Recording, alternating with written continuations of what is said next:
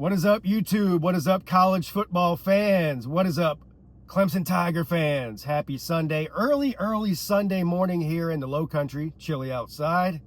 You guys know what I say. Every day above ground is a great day as far as I'm concerned. And every day is a great day to be a Clemson Tiger. At this point, it's gone from we us Clemson people have gone through the full gamut of emotions this season. Mostly frustration, some anger, some finger pointing, disappointment. I mean, I can keep going on and on with the range of emotions that we've experienced this season. At this point, I'm beyond all that. Now, I mean, you almost just kind of have to laugh at it because to keep from crying, I guess. I don't know what else to say. I'm going to take a little bit of a different approach here in this video today. Instead of just saying the same things I say over and over again after every loss this season has been bad, this one was particularly bad and particularly frustrating. Even though all losses are frustrating, all losses are bad. But this is the first time since 1980, I think, that Duke has won in Death Valley. Also, this is the first time this season that we had an offense that looked competent. That's really more frustrating. Is you scored 45 points and you still lost the game. Cade Klubnik had his best game of the year. In my opinion, Garrett Riley called the best game of the year by far. They finally did yesterday what I and a lot of you have been asking for them to do all season. And after every loss, Dabo's been saying that we should have done this. And they finally implemented it. He finally, now a day late, a dollar short, season's over, as far as any kind of goals. But you finally did what you've been saying you should be doing. And you committed to the run with more than just Adam Randall. Adam Randall had an amazing day. We had over 30 carries by running backs yesterday. 2 running backs, Adam Randall and Gideon Davidson. Coming out party for Gideon Davidson. Davidson had 50 yards on the ground and almost 50 yards through the air. So that's look, if we're looking for silver linings here, as long as Gideon Davidson doesn't, hit the road jack, hit the transfer portal, I hope he doesn't, when the season's over and sticks around, I think we've got a really good running back, which is what I've been saying the whole time.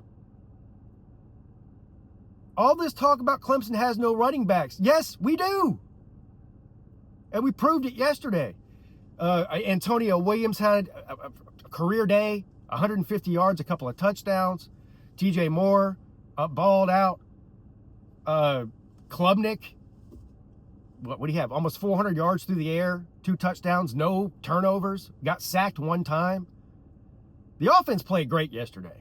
Now, was it perfect? No. I mean, obviously they made some mistakes. The offensive line was a little bit shaky, but even the offensive line had one of their better days. Only gave up 1 sack. I think part of the reason that the offense looked so good and the reason that they committed to the run was not maybe necessarily because they wanted to do it that way or Riley wanted to do it that way. It was because they had to do it that way. Klubnik was hurt. He was visibly limping the entire game after the first drive. So they didn't do the 10 to 12 design quarterback draws that they normally do because he couldn't do it. Instead, they handed the ball off to an actual running back and let them run the ball. And guess what? Wow, it worked. So I don't really have any really complaints this week anyway about the way the offense played. I thought they played their best game of the year by a long shot. I thought Garrett Riley called a pretty good game. So, no crazy, stupid. But outside of the last drive, now you're down 1 point. If I'm going to criticize the offense, it was that last drive. Now, the game was, for all intents and purposes, over, but it wasn't technically over yet. You're down by 1. You've got about a minute left on the clock. I think they got pinned back on the 12-yard line or whatever, inside of 15. You've got less than a minute, or about a minute, to go essentially 55 yards to get in field goal range, to kick a field goal to win it, because you're only down by 1. And you've got Tristan Smith on the field. You've got Antonio Williams, who's absolutely balling out the entire game. And you've got TJ Moore on the field, and you don't even attempt to stretch the field and get in field goal range. You throw these little dink and dunk passes with no timeouts left either. And then what was it? There was like 16 seconds left. Klubnik scrambles with, by the way, like I said, Klubnik's playing on essentially one leg. He scrambles and runs 10 seconds off the clock. That's another 2 plays at minimum. So that last series was a disaster. But again, the game was essentially over then. But they didn't even try to win it, really. The play calling was terrible there. But the rest of the day, it was fine. Now let's get into the real problem. The defense. Holy shit. I'm trying to think when the last time that there's been a defensive performance that was that bad. First of all, they gave up 3 touchdowns in the first quarter. Now, I will give them this much. You're down 3.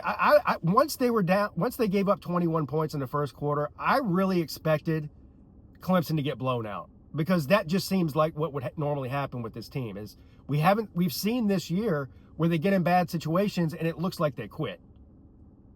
That's been one of the biggest criticisms from us fans, and even from some people in the media, about this team, is when they get in bad situations and things aren't going well, it looks like they mentally check out and give up.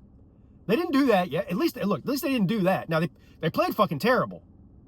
So there is that. But at least they didn't give up. They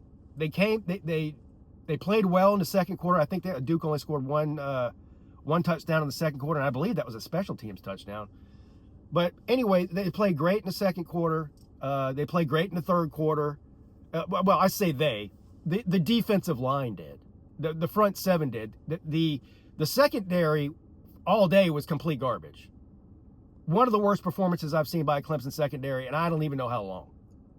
I don't know what's going on back there. They don't know what's going on back there. The amount of just wide open receivers, busted coverages. There was the one play that I almost slammed my head into the drywall. It was press man coverage. Terrell is on the receiver. The ball is snapped.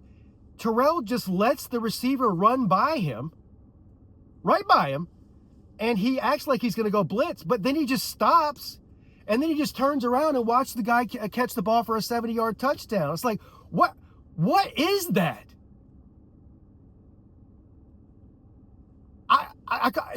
That blew my mind, and everybody else's mind when they saw that.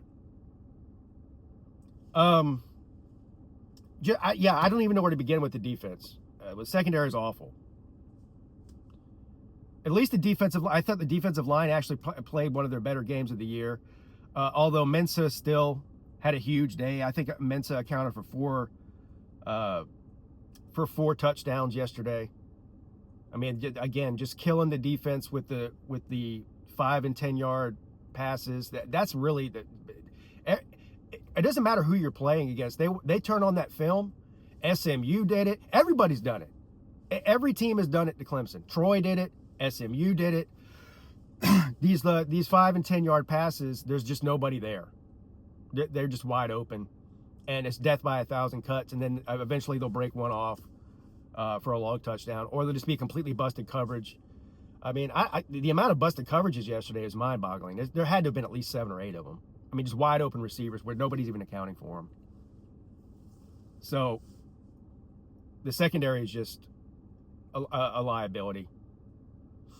We saw Dabo yesterday like we haven't seen him in a long time. Over there just completely losing his mind, laying into the defense. And Khalil Barnes, which ironically, Khalil Barnes led the team in tackles yesterday with 10. but he had some plays that weren't spectacular either. But yeah, the way that Dabo laid into him, you know, you wonder why he hadn't seen it sooner, number one, and you also wonder why you haven't seen Tom Allen be the one to do that to the defense. I haven't seen Tom Allen yell at anybody like that. Dabo was on one yesterday. He was on one during the game. He was on one after the game. Talking about the play call there at the end, which I believe was a bad call, but I'm not going to use that as an excuse why you lost the game. You gave up 46 points at home. That's why you lost the game, not because of a pass interference call. But yeah, I don't even know. I really don't know what else to say. I mean, I'm kind of at a loss for words at this point. I mean, Clemson is in jeopardy, serious jeopardy now, not making a bowl. They're 3-5. You have to believe, at least I do, that you could chalk Louisville up as a loss probably, because that's a good football team. You got to go on the road on Friday night and play them. If Duke scores 46 on you, they might score 60. I'm not even joking. Then you got what? We got Florida State this week. Florida State's a bad football team. But guess what? So's Clemson. Unfortunately, we got this game at home too, and Clemson can't win at home. It used to be one of the hardest stadiums and atmospheres in the country to come and win. And I'm not even talking about for the Wake Forests and the Dukes and the Syracuses of the world. I'm talking about for good football teams, top 10 caliber teams, top 15 caliber teams coming into Death Valley. You might win, but you probably wouldn't. Now, no threat. That's one of the saddest things about it. Losing is bad enough. But watching Death Valley not be Death Valley anymore is really sad, actually. Nobody fears coming to Clemson right now. Nobody. Not Duke, not Troy, not LSU, not SMU, not South Carolina. Won the last 2 times they played there. Certainly not Louisville. So Clemson, they're 3-5. They can lose one more game and make a shit bowl. So let's say they beat Florida State. Let's say they beat Furman, right? Furman would probably run for 400 yards on them. Let's say they beat those 2 teams. That means out of Louisville and South Carolina, you can only afford to lose one of those games. And both of those games are on the road. Both of those games will probably be night game. Well, I don't know. The South Carolina game might not be a night game because both those teams, they'll probably be on at noon. But whatever. So it is what it is. Here we are. We're just kind of, at this point, the only goal left is to try to make a bowl, which I don't even know if the fans care at this point, if they do make a bowl or not. Honestly, I don't think most fans do care. What I'm looking for outside of making a bowl game, obviously I would like to see them beat South Carolina because it's South Carolina. And I don't care how frustrated I am with the football team or the coaches or whatever. I will never, ever, ever not want to see Clemson beat the ever-living shit out of the Gamecocks. Ever. So obviously I want that.